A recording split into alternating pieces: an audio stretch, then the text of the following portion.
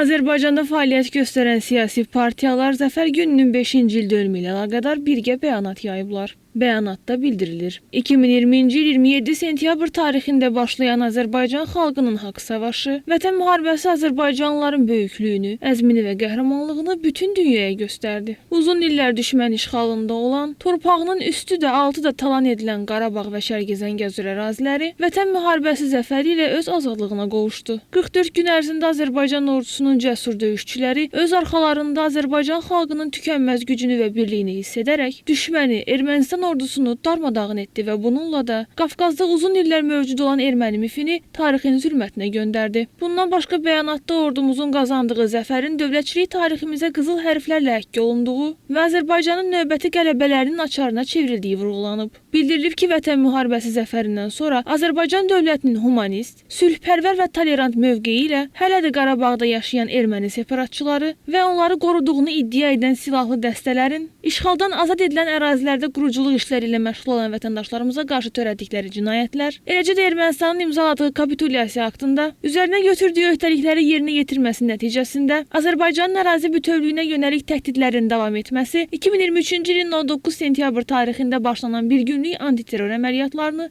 labüd etdi. Azərbaycan ordusunun yüksək humanist keyfiyyətlərlə bir nəfər də olsun sivil şəxsə toxunulmadan şərəf, namus və ləyaqətlə icra etdiyi bu tarixi missiya Azərbaycan dövlətinə tarixdə ilk dəfə tam suverenlik qazandırdı. Qeyd edək ki, bəyanatda Azərbaycan naminə sarsılmaz və möhkəm milli birliyə səsləyən partiyalar xalqımızı və dünya azərbaycanlılarını Zəfər gününün 5-ci il dönümü münasibətilə təbrik edib.